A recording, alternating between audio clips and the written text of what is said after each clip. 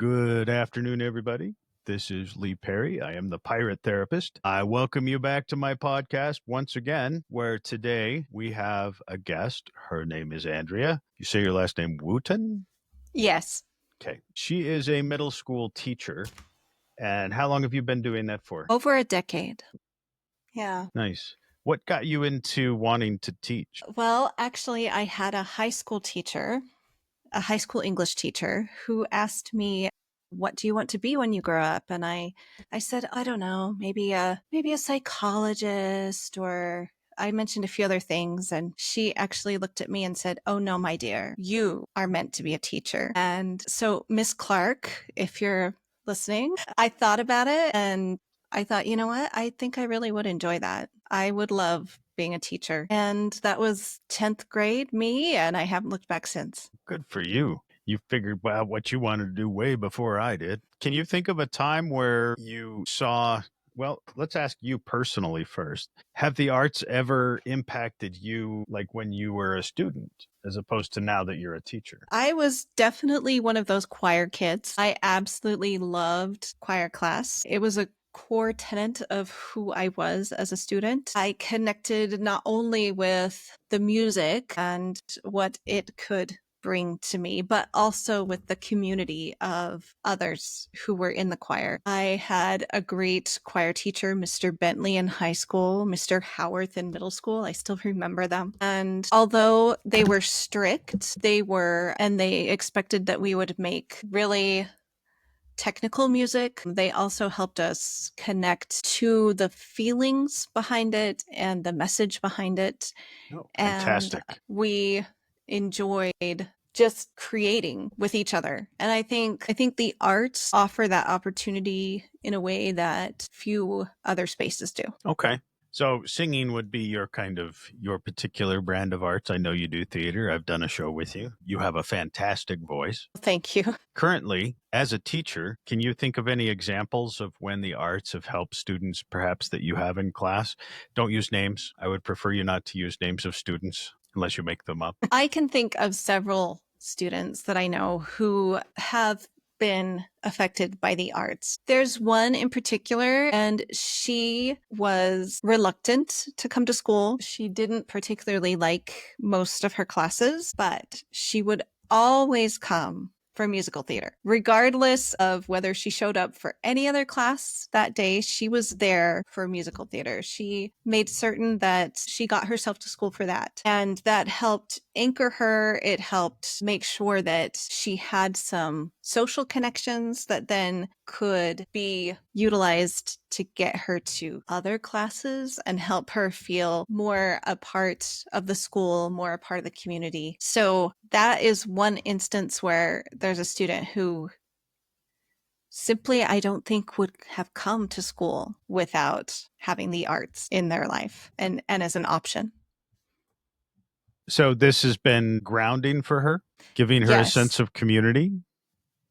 Yes, it gave her a sense of community. It gave her a purpose, I think, to her school day. And I think it also just gave her a place where she could come, feel like she belonged, feel like there was a reason for her to be at school, participating, and to just be a part of something larger. I think that's important for kids, not just to belong to a community, but also to feel like they're a part of something that's bigger than them. Yeah, I think a lot of students, as I've seen how phones, the internet have changed the landscape of education and just the landscape of youth interaction, right? Now, instead of calling one another, they text each other. They don't interact in the same way that when I was a kid, although that wasn't that long ago. I'm just kidding. It was. But they don't use the same methods of communication. And I think that they have lost some opportunities to practice social skills that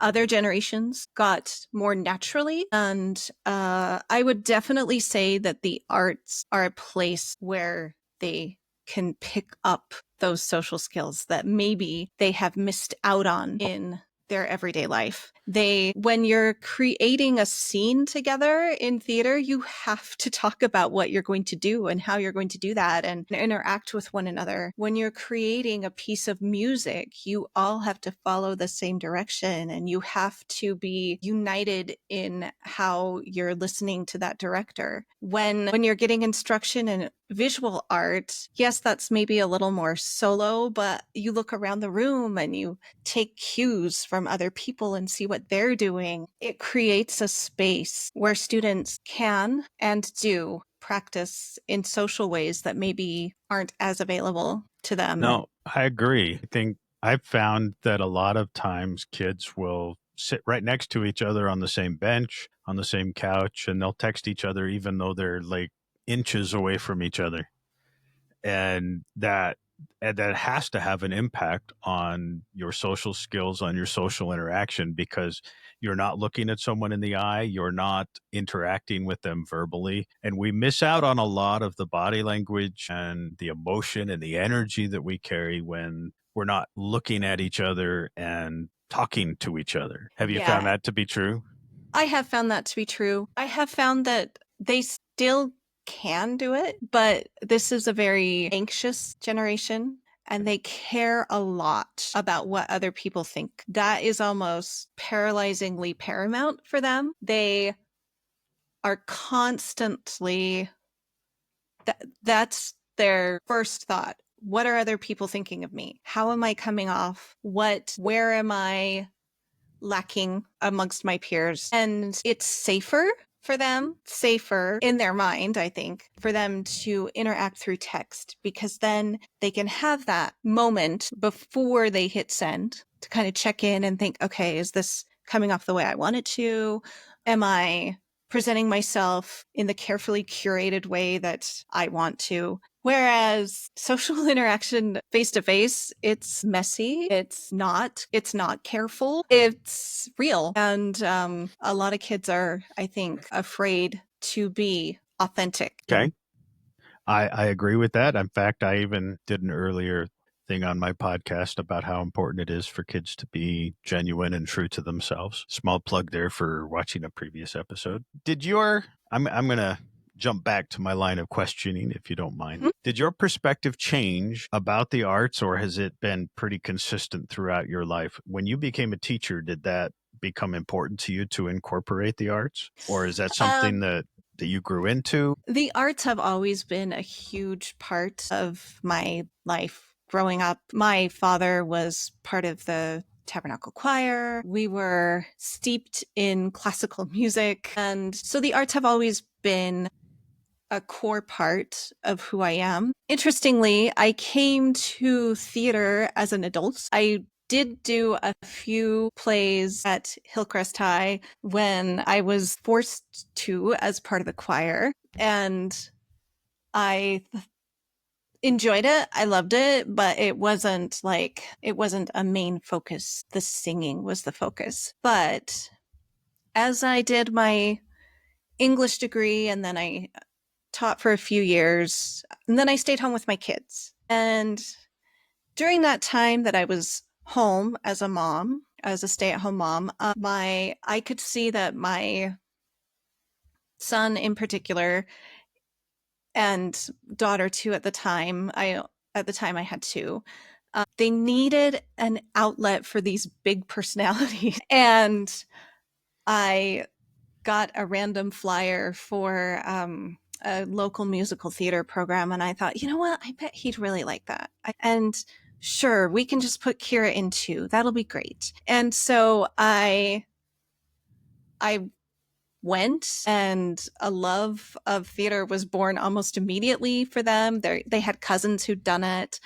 And then they'd been doing it for quite a few years, maybe 5 or 6 years at that point. And my daughter went to a summer camp at Hope Box Theater. This was 9 years ago now, I think. She went to a random day camp there, and I saw that they were going to have auditions for the Addams Family. And I thought, you know what? That'd be fun. And I think it's time for mom to have some fun. I think it's my turn. So I decided to just audition and see what happened. And luckily, I was cast, and that happened to be the year that I went back to teaching as well. And I think being in that theater production and seeing the intersectionality between teaching students through stories. I'm an English teacher, so literature and stories have always been how I try to help students view the world through the lens of the characters that they're reading about and view themselves through the lens of the characters that they're reading about, and hopefully learn lessons through those characters and not have to go through the same things themselves. But seeing, wait a minute, theater is story right before your eyes.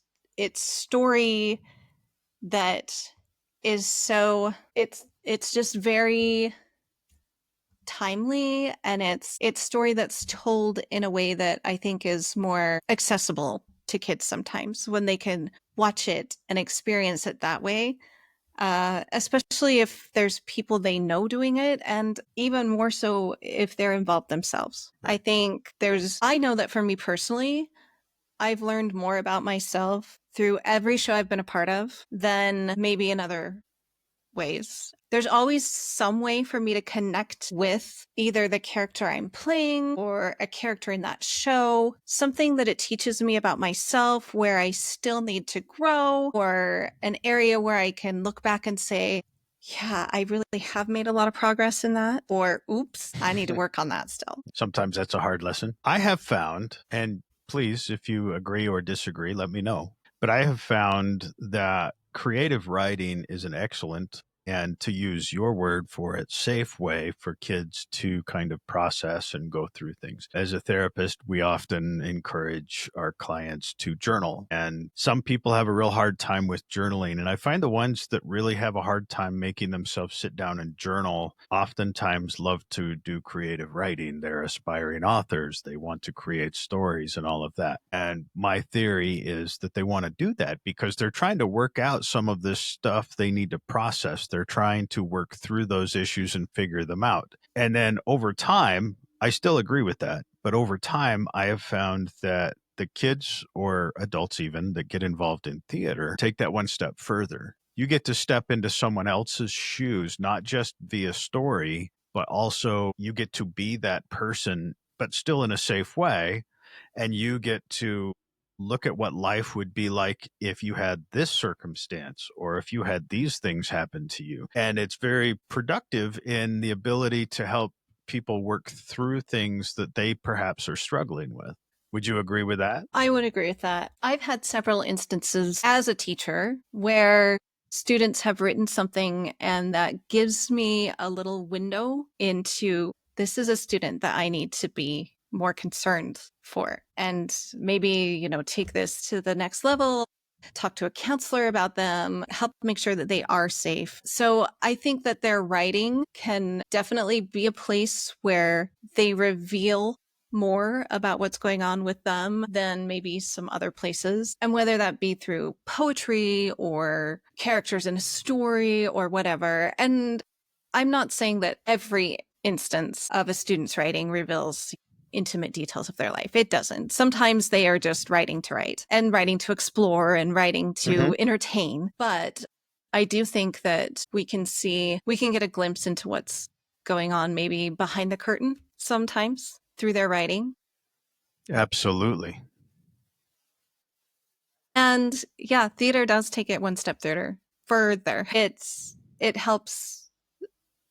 I think I know that I personally, with every character I inhabit, I learn a different trait. Sometimes they are traits that I want to work on and want to prolificate in myself. And sometimes it's like, oof, I am so glad I am not that. I do not want to be that jealous, hateful, demon person. I don't want to be that. But sometimes it's really fun to be that for a day and inhabit that world for a little while. It helps you, I think it helps you process a little bit of just circumstances to be able to do it through the lens of that character. Yeah.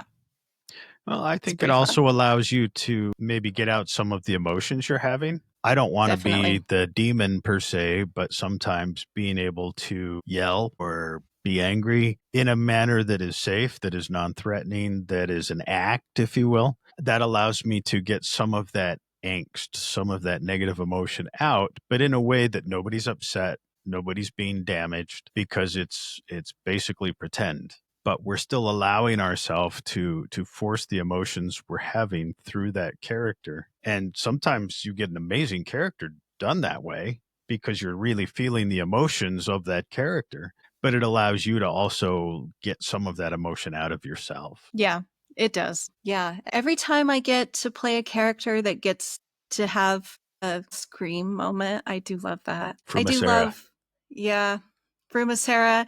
And also Mrs. Phelps got to scream too. So a different kind of scream, but yeah, it's pretty fun. Yeah. So your kids, are they all involved in the arts? Yes. I have 4 children aged 23 to 14. Every single one of them has done theater and they're still doing theater. My 23-year-old just finished playing Mr. Wormwood, and then my 17-year-old and 14-year-old got to be in that show with me. My now 21-year-old, she is double majoring in theater and communications down at SUU, and she has written um, a full length pirate, believe it or not. I approve. I know, right? The Pirate Lord musical, queer pirate musical that she put on down there. Whoops. That she put on down there and got funding to do as a student production. And it's a full length musical that she wrote herself with the book and the music and everything. And she's written also a play called The White Rose Society, which, if you are familiar with anything that happened in Germany in World War II, and Sophie Scholl, she wrote that based on the German resistance to Nazi Germany. So, Okay.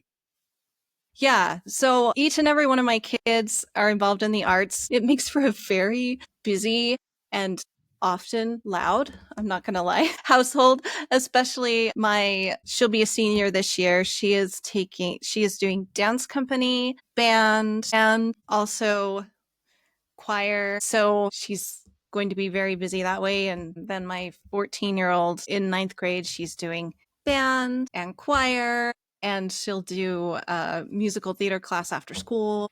And we're getting ready to go on our family vacation. And it's kind of become this strange little tradition that when we go on our summer vacation, the kids are practicing their caroling music because they get it over the summer. So we will be listening to all sorts of Christmas music in the car and singing it as we drive, whether I like it or not. That is what our car ride will be in the end of July. We'll be listening to and singing Christmas music.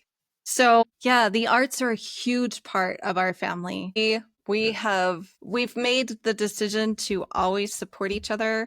We just try to make sure that everybody goes. Everybody goes to everyone's performance whenever at all possible. And I Do you feel think that that's brought you closer as a family? absolutely. Just supporting each other in our performances has brought us closer as a family. Being able to be in productions together has brought us closer as a family. I've only ever had one performance, one production where I got to be in it with all of my kids, and that was Newsies. Gosh, I think it's been 4 years ago now. And that was really special, and I'll hold that close to me forever. But yeah, we bond not just over the support that we give one another, but it gives us a shared interest. It gives us something that we're constantly able to talk about with each other, never at a lack of a conversation topic, because we can always talk musicals. We can always talk about the latest thing that we were able to see with each other or that the other person was in. If I may, without, I hope I don't put this too awkward or bad in any way, talking about your kids. I don't want to make them embarrassed or upset, or you. Do you feel like the arts have helped them grow and develop as people? Definitely. I have seen the arts for them. I think that for a few of them, the arts have been a literal lifeline. They've kept them on this planet, honestly. Okay. Without going into too much detail, can you share some examples of how you have seen the arts help your kids blossom? Several of my kids have anxiety, and they have used the arts as a platform to grow in confidence, to grow in the ability to interact with other humans, and to just know that, hey, mistakes happen and we move beyond. We keep going. Every single theater performance, I think, is special because of its mistakes. There's never such a thing as a perfect live theater performance. And even if it's not evident to the audience, and hopefully you're professional enough that most mistakes aren't evident to the audience, but boy, backstage, you are constantly putting out fires and solving different problems and just making sure that you're doing those in the moment things to make that scene transition look seamless. But you know, when you're back there, you're like, oh, my castmate, their costume is falling apart. So they're taking care of that. So I'd better step in and do their scene change for them. I think it's been great for my kids to learn just problem solving skills in that kind of way. They've learned how to be a part of a team and realize that it's not really about them. It's about what they create together with others. And I think that has been life-changing. Fantastic. I had a question. I was trying to remember what that was, and now I'm grasping at it. Can you share any specific stories of yourself or your kids and how the arts have really maybe saved you in a particularly vulnerable moment or something like that? Sure. The arts have helped me personally find my voice, You mean voice as in who you are, not who I am. Yeah. not your I've vocal voice. not my vocal voice. I've always loved singing. It's helped me find who I am fundamentally, and it has kept me afloat, honestly. Not this last production, but the production before that, the production I was in with you, actually, Fiddler, in the middle of going through a divorce. And it was a lifeline for me to be able to go to rehearsal, to leave all of the personal things behind, and to just focus for those few hours on creating with other people, being able to be in a space where I knew I was loved, um, just because I was in that production with the other people. I didn't have to bring anything but my real broken self to that moment, and it was accepted. And I know that I didn't give as much to that production as I have to others because I couldn't. My energy was limited, but it was still accepted for the contribution that I made. And it was a place where I knew I could ask for and get a hug from someone.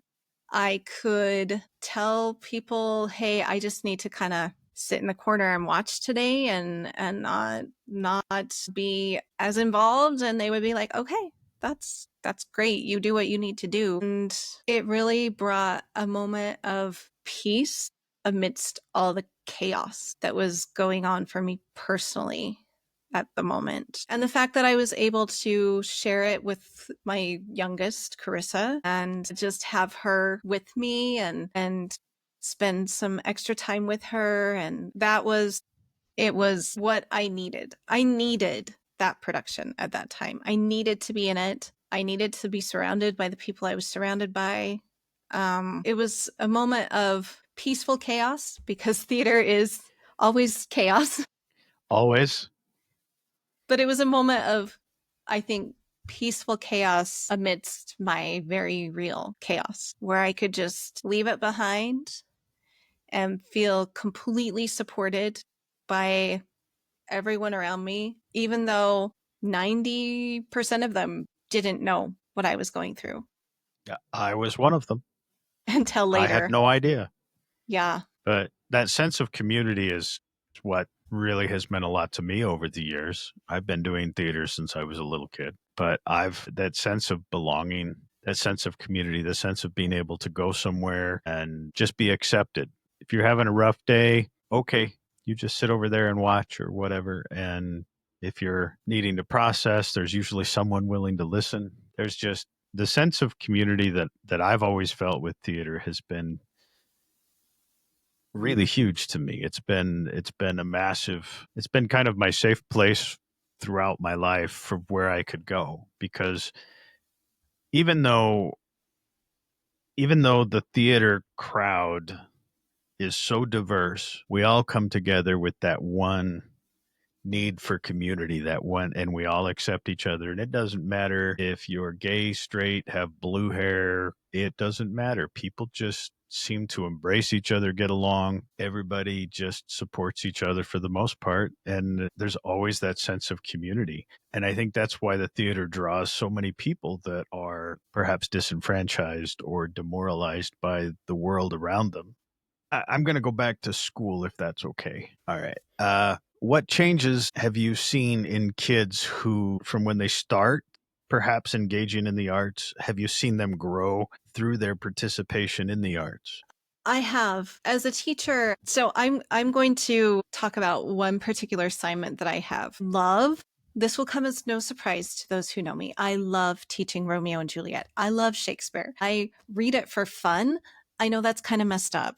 I realize this, but I read Shakespeare um, on my birthday every year in November. I pick a play and I read a new play and that's my gift to myself. This year it was The Winter's Tale. But anyway, during our study of Romeo and Juliet at the end, I have students rewrite a scene into a different setting, and then they have to perform it for the class. And I always have a few students who are like, I can't do that. I can't. There's no way I can get up in front of the class. No, I can't do that. And so I say, well, then your other option is this gnarly 5-page essay, which you can in fact write if you'd like. And I almost never have students take me up on that. They usually are like, fine, I guess I'll perform. So they have a week to write and practice these scenes in their groups together. And I always love, I'll pick like one or two students that I know this is probably really pushing them out of their comfort zone. And I love to just kind of sit back and watch and observe how they're doing in their groups, maybe step in a little bit if I need to, but usually I just sort of let things organically happen. And it always amazes me that on day one, they're sitting back, they're not saying anything. Usually they're like, can I be the tree? Can I hold a sign? That's all I want to do. And sometimes that may be all they choose to do, but they do stand up and they are a part of the group. But there's usually this random kid that you're like, I knew you had it in you. You just had to like be pushed just a little bit. That I'm like, oh, look at you. Did something that really scared you, but you did it. Do you have an example of that? Again, you don't need to use the kid's name if you can think of one, but I would love an example. Okay. So there was this girl, we'll call her Sue. I don't know. Okay. So Sue was one who came up to me and she said, Miss Wooten, I don't want to do this. I would rather write the essay. And I'm like, are you sure about that, Sue? Because, I'm going to expect a 5-page essay and you have to do MLA formatting and you have to and I expect a minimum number of 10 quotes from Romeo and Juliet, completely, fully cited, exactly perfectly. And she looks at me and she sighs and she's like, fine, I guess I'll go join a group. And I'm like, okay, which group do you want to join? And she's like, well, I don't really have any friends in this class. And I'm like, well, that's okay. Let's go find a group that you think that you can work with. And she said, well, I don't think people really like me. And I'm like, I don't think that's true, Sue. I think people do like you. They just don't know you. So let's go find a group that you can work with. So I have a very specific way that they sign up for these. But anyway, and usually I won't let students, because I don't want anyone left out. Usually I won't let students sign up for more in the group than I have said. But for her, as we were walking around, I'm like, you can choose any group. And she's like, well, I want to be in this group, but they're full. And I'm like, I think we can squeeze you in. It's okay. We can have one extra in this group this time. And so I went over to the group and I'm like, hey, Sue wants to join your group. Is that okay? And they're like, oh, yeah, come on in. And I kind of hung back and just listened. And she immediately said, well, I don't want to talk. I don't want to have to talk up there. And they're like, oh, okay, well, we'll think maybe. We'll see. And they agreed not to let her talk. But then on the day that they were performing, the person who was slated to be Juliet happened to be absent. And everybody else in the group had a speaking part except Sue. She was just going to stand there and hold things and like react. And at first, her group looked at her and they said, well, I guess you're Juliet because the other girl's not here. And she kind of panicked and she was like, I can't do it. I can't do this. And they're like, no, you can. You've got this. We'll help you. You just have to read it from the script. You don't have to. And so she came to me and she said, do we have to have this memorized? And I'm like, no, that's not how you're being graded. You're being graded on, the rubric, and you can look at that again, and memorization's not on there. Just stand up and help your group out. And I'm like, and since you weren't planning on this, maybe even a few extra credit points can come your way. And she was like, fine. So at the beginning of the scene, she stood there with paper shaking and quiet little mouse voice. And then by the end, she'd relaxed enough that the paper was no longer shaking and we could hear what she was saying. And her peers were very accepting and they were like, oh, you did great. And they were just very supportive. And when class had ended, I went over to her and I said, see, Sue, that wasn't so bad, was it? And she looked at me and she said, I thought I was really going to hate that, but I think I kind of like doing theater. And I'm like, there are theater classes at our school that you could sign up for. And she's like, I don't know, that seems like a lot. And I'm like, well, just think about it. You never know. You might want to do that. And I teach mainly ninth graders, so I don't know if she ended up signing up for theater in 10th grade or not when she went on to the high school. But it was really fun to just see this kid who was diametrically opposed to being up in front of anyone, especially a group of her peers, just blossom because she had to. I think at least learned, if nothing else, that she could step out of her comfort zone, that she could do something difficult. And even though it was scary, it wasn't going to be the end of her. And hopefully, I hope that kids learn through their participation in the arts and life in general that you can do hard things. Thing that I think is important, or a benefit from theater in particular, or singing, is facing that fear. Because there's a lot more of us out there that want to perform, but many of us don't because we're afraid. And my question is, what's going to happen if you screw it up, which most people don't? If you really mess it up, what's going to happen? Nothing really. You face that fear, and then like this example you gave, where she's like, oh, hey, I kind of like that. I think part of life is learning how to embrace its challenges, learning how to face those fears. And theater, singing, arts, that it is definitely putting ourselves out there and making ourselves vulnerable. But at the same time, it's a relatively safe way to do that. Yeah. And I think most people, even when you don't find success in the classic way, like I can't tell you how many times I've been rejected for auditions. I've auditioned numerous times where I haven't gotten a callback, or I did get a callback, but I wasn't cast. And I think every time you put yourself out there is a success, whether you get cast or not. It's a success.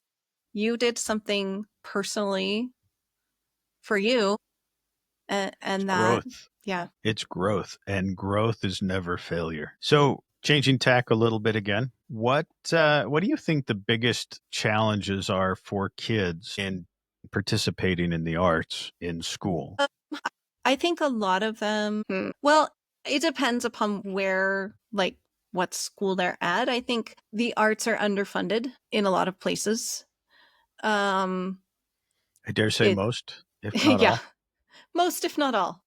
The arts are underfunded. They don't get as much recognition. They certainly don't get the funding that they need. They don't get the push to be there, like maybe sports or some other places. So I think for a lot of students, it may be that they aren't even aware that it's a possibility for them. And I think that we as educators can do a better job of making them aware that those opportunities are available to them. I think there are particular subsets who assume they won't be wanted, assume that they won't belong. For instance, also in addition to teaching regular English, I teach the English language learners at my school, and they often have this belief that, well, I can't be in choir because I don't speak English. And I'm like, no, that's the perfect place for you because you're practicing singing and getting some English words in as you go. That's the perfect place for you. You don't have to know exactly what you're singing. You Music can helps just, memory too, so that would yeah, be a great place for that. like, please try. And I think a lot of students just, there's sometimes a stigma associated with participating in the arts. You'll hear things like the band geeks and the choir nerds, and personally I see nothing wrong with being a geek or a nerd. I'm a self-proclaimed and self-loving nerd. But for some kids, I think they don't want to be viewed as one of those artsy kids, but They they're want to really be missing out. normal. Yeah. Do you know my thoughts on normal? Normal is what you become when you've lost all sense of self-identity. Normal is what you become when you've decided to be somebody else's definition of who you should be. And I don't think that's a good thing. Yeah. I use that a lot. Normal is not a good thing. That's just somebody else's definition of what you should look like.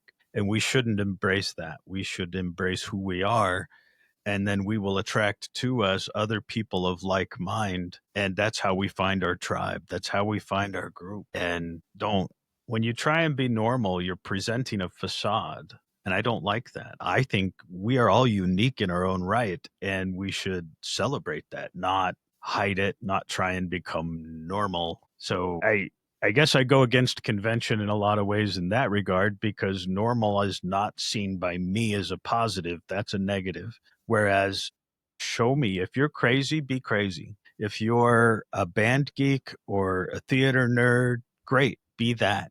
Because if it's genuine, that's amazing. Yeah. And I think a lot of kids are afraid to be genuine just because they don't think that they'll be accepted, but they will be by the right people. Well, if you're real, you will draw the people that are the right people to you. If you're pretending to be something you're not, or you're hiding who you are, nobody knows that that's who you are. So they go, oh, you're one of my group. And they don't attach themselves to you because they don't know who you are. You're hiding it. And I would love to see kids be more comfortable with being different as opposed to always trying to blend in and become wallpaper. Yeah. And I think there is a subset of kids who are bucking the trend and they will just be authentically themselves. But overall, yeah. And I remember I get a front seat to it every single day that school's in session. And I remember too being that 12, 13, 14-year-old kid who wanted nothing more than to be liked. You just want people to like you. And kind of doing the social contortionism to fit whatever box Mhm. I could fit to make that happen. And I see kids doing it every day. And I think one of the best gifts I can give my students is to be that weird teacher. I am the weird teacher, and they know it. And Go you. yeah, I'm the weird teacher. If you ask any kid in the school, they'll point to me. And maybe Mr. Shirtlift too. So go, Mr. Shirtlift. But I am the weird teacher, the one who's constantly just, they're like, oh yeah, Lady Woot Woot. That's my teacher nickname. Lady Woot Woot just randomly starts singing in class, and it's weird. And I'm like, yeah, it is, but it's fun. So why do you care? And they'll be like, oh, Lady Woot Woot dresses up for like random things, and she's dead Juliet sometimes. And I'm like, mm-hmm, I sure am. I'm dead Juliet. And I think one of the best gifts that any adult in a teen's life, especially, can give them, whether that's an educator or a parent or a grandparent, is to let them see you take joy in being authentically you. When they have that example, then I think they're more likely to want to be authentically who they are, because they can see that, you know what, this person that I respect is having fun. They are unapologetically real, and they don't have to perform. They don't have to be fake. They can just Be themselves. be themselves. And isn't that, it's a gift to teens to be able to have an example like that. And the best way to teach is through example. You can say things all day long, but if you show it, it will carry much further and with more weight. Definitely. So, what would you say? I'm going to let you give kind of a pitch to any teachers or school administrators that might happen to stumble across this podcast. What would you, if you could encourage them to do anything to support the arts in their school, what would you encourage them to do? Well, first and foremost, I would encourage arts to get equal funding as other extracurricular programs. The arts are a safe space for so many kids who don't have that maybe typical safe space. And it's a place that can anchor them to school. Sure, we would love as educators to be like, well, kids should just come to school because they love math or they love reading, but that's not the case for a lot of kids. They need something beyond that. And that's why I think electives and extracurriculars, even though I am a core teacher, they have such an integral place in our schools. Without those classes, there are so many kids who don't have purpose, who don't have a reason to be at school. We cannot take all the fun out of school. We can't make school nothing but dry testing. Even though academics are so important and they have their place, they are only enhanced by everything that we do in the arts and by everything that the arts can give that child. So make students aware of the arts opportunities in your school. Increase those arts opportunities in your school. I know that often when a school faces decreased enrollment, that one of the first places that they look at cutting are the arts programs. And I think that's a huge disservice to the school community as a whole. There's no other place that I think helps students come together better than it through the arts. When hard decisions have to be made, and I know that school funding right now is a huge issue nationally, and that's trickling down. Students cannot have the most rich educational experience without participation in the arts in some way, shape, or form. It's absolutely vital to growing who they are as an individual and to growing the school community and creating that sense of belonging. So when you're looking at things, at really difficult decisions that I'm grateful I personally don't have to make, but I know that when those funding cuts come, see what you can keep in the arts, because they are lifelines. Totally. As a therapist, I 100% back up everything you just said. That is, we're kind of shooting ourselves in the foot when we withdraw from the arts because all it does is hurt kids. And like you said early on, some of those kids, that's the reason they're there. And that's what gets them to come to school. I was talking to a gentleman once, and these kids were running up and down the halls and screaming. And I was a little perturbed. And I'm like, why? Why did they do that? If they want to scream and yell and holler and make all that noise, why don't they go outside and play? And his response was, well, I would rather have them in here where they might learn something by accident. And I'm like, okay. And he's like, they're not really hurting anything. They're being a bit annoying. They're being a bit loud, but they're here. So if you can get a kid to come to school and be there, even if they don't look like they're paying attention. I had teachers, more than one, tell me that I never paid attention and I was just a screw off and I never really considered my education to be important. And I listened a lot more than they thought I did. I paid attention a lot more than they gave me credit for. But the biggest reason I went to school was for the theater program because that's where I felt my people were. That's where I felt like I belonged.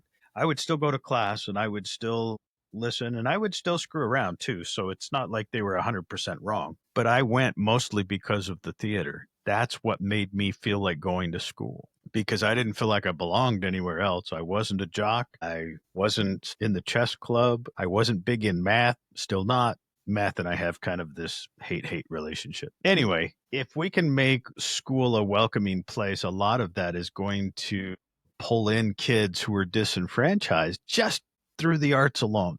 And you never know what they're going to learn outside of the arts by giving them that sense of community. We need to wrap this up. Is there anything you would like to say in closing? So I'm really grateful for what the arts have meant for me personally, for each and every one of my children, and for my students. Without the arts, my life would be drab and dull, colorless. There's no better way for me personally and for those that I care about, I think, to access emotions, to process through emotions, and to just learn about the human condition, to access humanity. Find your humanity. Well, Andrea, thank you so much. I appreciate you taking the time out of your day to record this episode with me and to add your wisdom to this. Nobody wants to hear me drone on constantly. So it's nice that I can have people come on and share their insights. But I would like to thank you all for joining us here on the Pirate Therapist podcast. If you liked it, please click a like, please subscribe, please introduce your friends. You guys have a wonderful week. And I will talk to you guys next week when I release the next one. Thank you, Lee. Have a good week. Thank you.